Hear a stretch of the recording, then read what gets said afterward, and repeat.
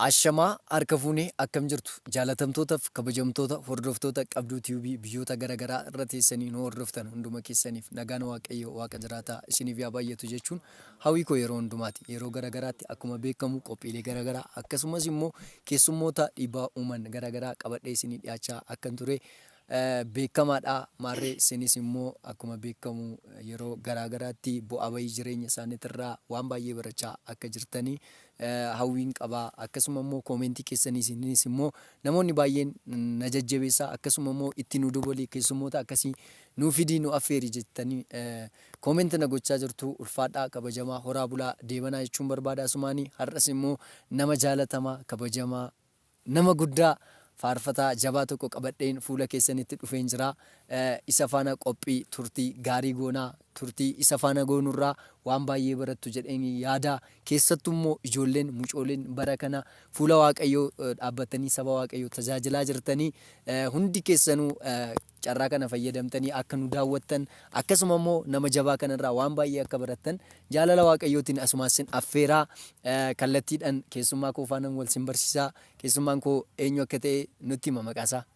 Maqaan kiyya Amaanu'el Dhaabaan jedhama. Kan ani hojjedhu immoo wangeeluma hojjedha jechuudha. Ati faarfataadha moo? Faarfataadha. Na faarfadha. Okay, Amaanu'el nama jabaa nama jaalatamaa yeroo baay'ee miidiyaa irratti si argina. Ayyaanni waaqayyoo nama sirra jirudha. Hafuurri waaqayyoo nama sirra jirudha. Mee bara tajaajiltee keessatti waaqayyoo karaa kee waan gurguddaa hojjechaa tureera. Beeka argeera. Kana dura mee isteejiiwwan gurguddaa irra tajaajilteetta? Kanaan dura isteejii garaagaraa irratti tajaajileen ture. Garuu wanti as keessatti barumsa isiniif kennuuf qabadhee dhufe gaafa isteejii boqojjii tokkotti achitti affeerrameetanii achi dhaqee jechaadha. Achitti gaafan taa'u namni faarfataa nama se'u jechaadha. Garuu guyyaan tokkoon dhufa. Guyyaan tokko guyyaan ati itti kaatu guyyaan tokko guyyaan ati itti mul'attu hin dhufa. Guyyaan ati bareeddee itti deemtu hin dhufa. Kanaafuu namni faarfataa nama se'u kanaaf haadha takkatu achitti hin dhuftee wambarii dhabdee naanan jalaa ka'e jechaadha. Jalaa ka'ee gaafan dhaabadhu achi keessa hojjetaan hin jira bootaanaaf kennee nan taa'e. Kazaa haati sun gaafa ani faarfataa ta'uu kiyya beette kootu ani marra taa'e naan jette. Kanaafuu wanti garaagaraa tajaajila affeerramteeti. Tajaajilaan affeerramee tanani ishiin bootaa dhabnee tan jalaa ka'e jechaadha. Kanaafuu wanti garaagaraa sin mudachuu danda'a. Sin garuu cimtanii dhaabachuu dandeechan. Warri faarfattoota garaagaraa siniifan dhaamaa faarfataa ta'ee kan sirba baasuun jira. Faarfataa oduma faarfatu waan biraa kan dhaggeeffatuun jira. Kanaafuu sinin dumtuu karaa qajeelaa qabadhaan isiniin jedha. Warri faarfattan hundi keessanuu karaa dhugaa karaan Yesuus akka ta'uu beektanii karaa dhugaa kana laphee keessan bantanii akka soojjiin deemtaniin isiniif dhaama jechuudha. Faarfattoonni garaagaraa laphee isaanii gara biraa kan godhan hin jiru. Beenxuma ta'eetoo beenxeen jabaan laphee isaa gara biraa kan godhu hin jira. Kanaafuu laphee kee Yesuusiif bani. Laphee kee gaafa Yesuusiif bante Yesuus maal godhaa sitti seena. Kanaafuu laphee keessan faarfattoonni Yesuusiif banaa. Kanaafuu kanan jedhaan jechuudha. Waaqayyo si haa kabaju. Ati amma faarfannaa bichaa faarfachaa jirta moo barumsa barachaa jirta? Ani faarfannaallee barumsallee na faarfadha. Nani baradhaa jechuudha. Kutaa meeqa baratta? Ani kutaa 6 baradha. Maafan kana si gaafadha seete amma fakkeenyaaf dhaloonni baay'een ijoolleen baay'een fuula waaqayyootti yeroo kana tajaajilaa jiru. Sirraa immoo waan baay'ee akka baratan abdii waan qabuu fi si iddoo kanatti si affeeree atis immoo keessummaa koo taatee affeerrii koo kabajee naa dhufuu keetiif waaqayyo si haa kabaju jechuun barbaada. Kutaa meeqa baratta amma? Kutaa 6 baradha. Kutaa 6 baratta. Okay. Akkami haala tajaajila faana walitti si harkaan bu'u? Rakkoon qabu wanti tajaajila gaafa sagantaa baafatanii warri baratan warri tajaajilanii baratanii jiran. Kanaafuu guyyaa tokko guyyaa shaakallii godhatanii guyyaa tokko immoo guyyaa barumsa isaanii itti hordofan jechuudha. Kanaafuu barumsa dhiisanii gara faarfannaatti illee deemuun xiqqoo ishii nama rakkisa. Kanaafuu faarfannaallee faarfachaa barumsallee hordofaa wajjin deemuun gaariidha. Akkam barumsa faana akkami walitti si harkaan bu'u haalli barumsa amma yeroo ati amma barumsa yeroo barattu kutaa jaha baradhaa naan jetteetta. Kutaa jaha barachuu jechuun immoo yeroo kanatti baay'ee dubbisuu si barbaachisaa walitti si harkaan bu'u.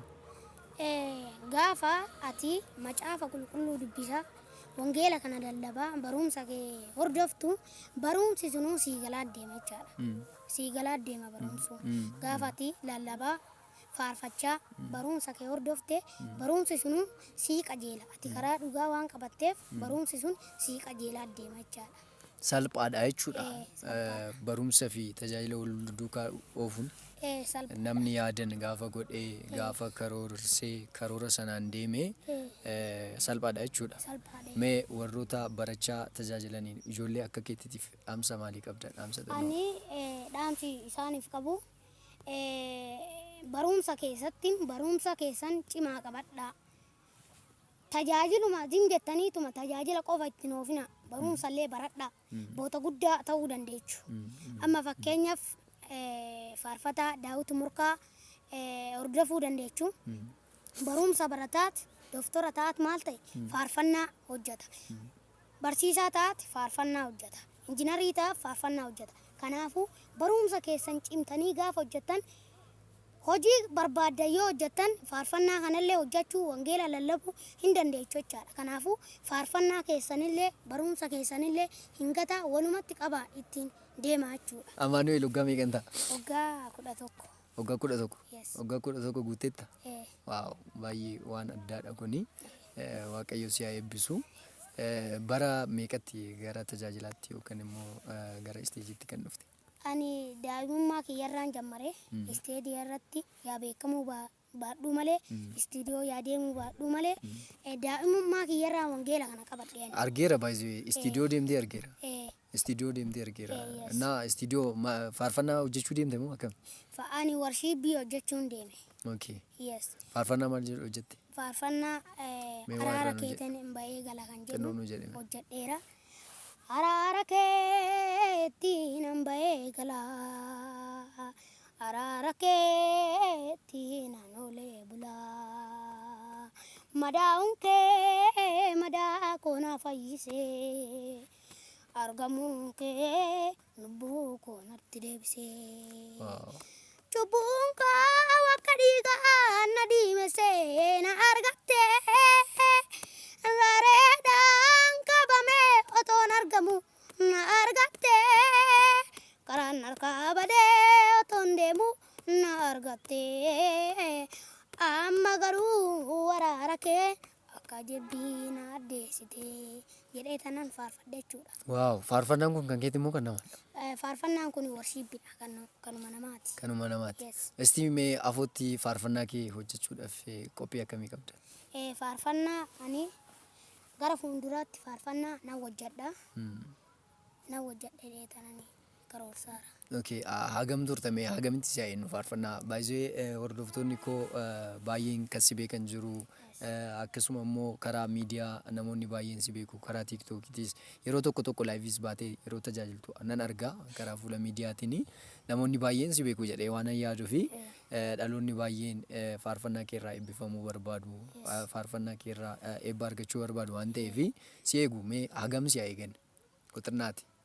Ani faarfannaa barreeffadhee tan lafaa qaba. Amma istiidiyoo mageessaniituma itti kennuu bichaadha jechaadha.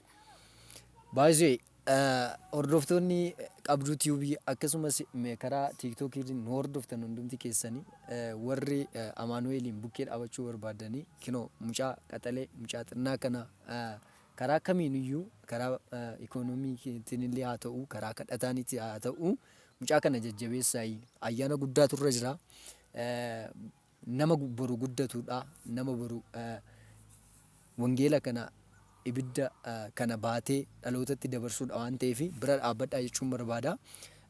Amaanu'eel mee ati bara tajaajiltee keessatti yookaan immoo yeroo tajaajiltee kana keessatti mudannoo baay'ee qabda.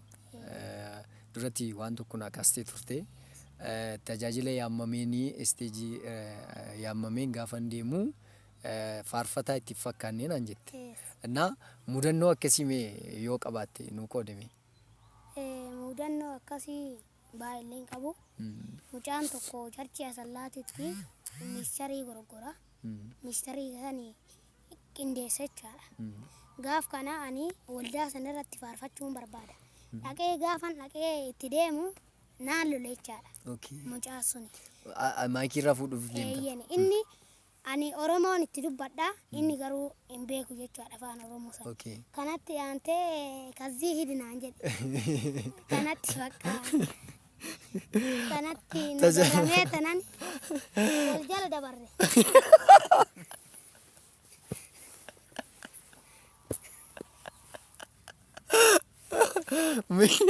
Mucaa mana wal jala dabaltan jechuudha. Ani inni Oromoon beeku inni Amaariffa beeka. Ani immoo naa kenni maayikii na faarfadhan jedhaan. Inni hidhi aantee naan jedha. Ani wanna inni jedhu bakka na ajaa'ibe jechaadha. Akkami garuu erga saniin booda maayikii fudhattee tajaajilatti baateetta. Obboleessa. Maaltu itti dhagahame? Mucaa sanii. Ergasii waan dubbate inni koomentii sii kenne wayii hin jiru? Hin jira. Maal siin? Mucaa suni ani akkana ta'uu kee hin beekne jedheetuma Amaarinyaan natti haasa'e jechaadha. Ani akkana ta'uu kee hin beekne dhiifama jedhee inni na gaafate jechaadha. Kanuma. Seenaa baay'ee nama ajaa'ibudha.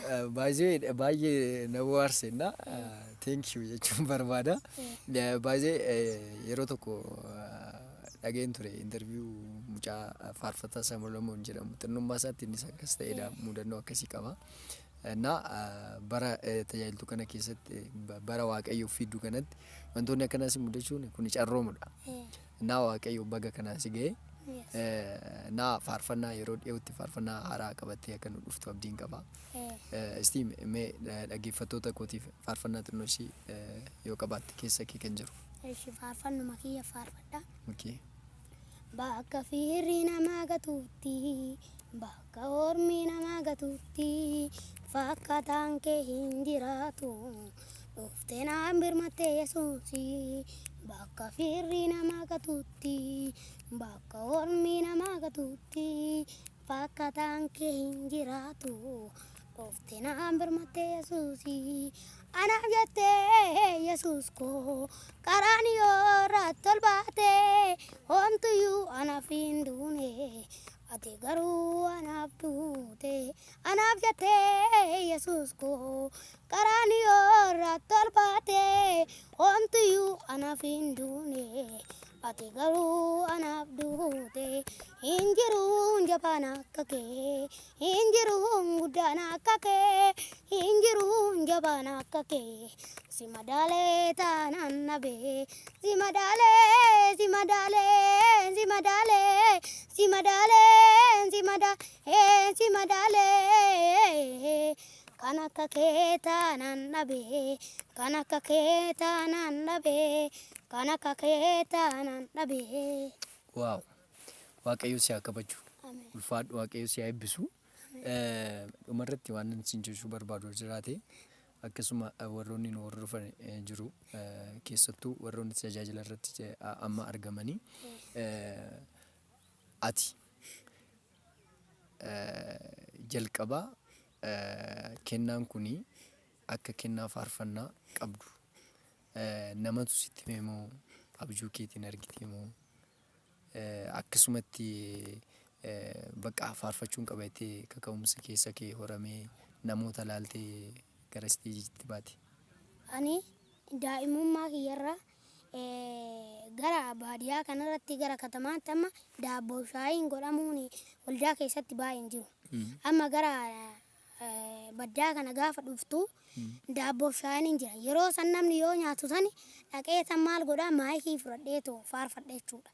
Achumarraan kaka'umsa natti ture obboleessi kiyyallee na gargaaraa saamiin jechaadha. Baay'ee ulataa guddaa naaf godhe ulataa isaa deebisuu hin danda'u waaqumti deebisuuf hin jedhaani. Isumatu na gargaaree anillee kennaan akkanarra jiru beeketan faarfannaatti eegale jechuudha. Waaqayyo isaa eebbisuun jedha. Kanuma isumatu na qarqaaree waaqayyollee na qarqaaree faarfannaan xiqqummaa kiyyarraa naa kenname jechuudha. Thank you. Warroota kennaa isaanii otoo hin beekin akkasumaan fuula saba waaqayyootti waanuma hin taane haasaa oolanii mee maal jettaan? Ta'a kennaa keessan beekaa dura. Kennaa keessan beekaa. Kennaa maaltu sirra jira? Kennaa qaalluuti moo kennaa Yesuus? Kan addaan baafadhuuti gara wangeelaa koottuun jedhaanani. Gara wangeelaa koottu. Asii faarfataa garasii biiraa dhuga. Asii faarfataa garasii waan hin taane hojjeta. Kanaafuu koottaa deebi'aa karaan dhugaa karaa Yesuusin jedhaan. Amen. Yes. Amen. Amen. Thank you. Anallee wanta akkasii na mudateera. Achii garana jedheera. Garuu amma Yesuusumattan jira. Garana jedheera. Gorsa naa kennaniiru. Waaqayyollee na deebiseera. Garana jedheera hojjettu. Ifa naa godhe. Rakkoo garagaraa hidheetoo Yesuusin kaadeera jechuudha. Okay. Duuba baaggootee jechuudha. Of Otuma tajaajiltu. Of duubattan deebi'ee. Sababni isaa maal ture? Seexanillee ergamni guddaan akkanarra jiru waan beekuufu kanaaf inni silaa biyyaa na baasee biyya fagootti na hambisuu barbaade. Okay. Biyyaa na baasee na ajjeesuu barbaade.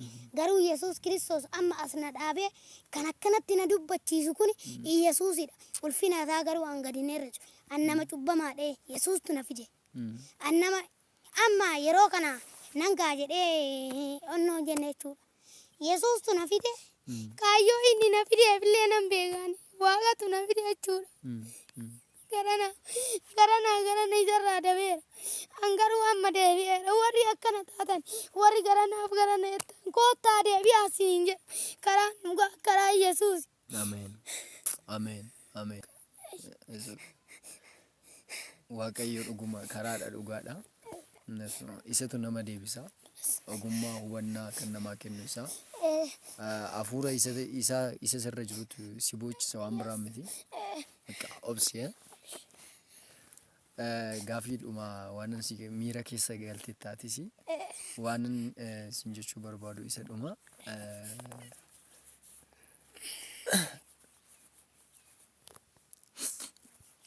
Nama galateeffachuu barbaadu dhumarratti akkas taatee mul'attu akka nama guddaa akka nama ayyaana qabeessa taatee fuula waaqayyoof saba waaqayyoo dhaabattee tajaajiltu kan si gargaare karaa kadhatanitti haa ta'u karaa kamiin iyyuu namoota si bukkee dhaabatan galateeffachuu warroota barbaaddu jiraate carraa siif haa kennu. Ani kan galateeffachuu barbaadu tokkoffaa waaqa kiyya. Lammaffaa immoo obboleessa kiyya isa na wajjin ta'eetu na gargaaru.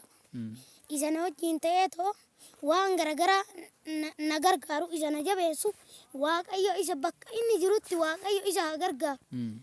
Akkuma inni dibee na kaase waaqayyo isa dibee haa kaasu jedhaanan. Tajaajiltoota waldaa Monongeelii baay'ee yeroo nani asii deemee akkas ta'e san boo'icha isaanii sanituu na deebise.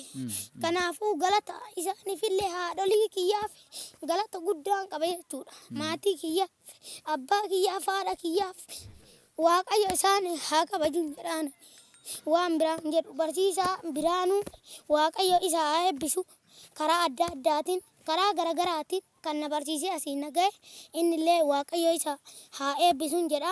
Kan irraaf immoo Fayyee Dinquu Raajii Fayyee Dinquu waaqayyo isa haa eebbisu. Eeliyaas Gammachuu waaqayyo isa haa eebbisu. Kan bakka na gargaaran baay'eetu jiru. Waaqayyo isaan haa eebbisuun jedhaan. Waaqayyo inni as dhaabee isillee si haa eebbisu. Waaqayyo haa eebbifamu maqaan isaa kan eebbifame haa ta'u. Akkuma beekamu kaa hordoftoota keenya qophii obboleessa keenya faarfataa Amaanu'eel faana qabnu asuma irratti goolabna waan hordoftaniif kabaji keessan guddaadha. Torbee immoo qophii biraatiin keessummaa biraa qabannee hamma walitti deebinutti nagaan waaqayyoo si faana turu nagaan naa tura jechuun hawwii koodhaa. Shalom.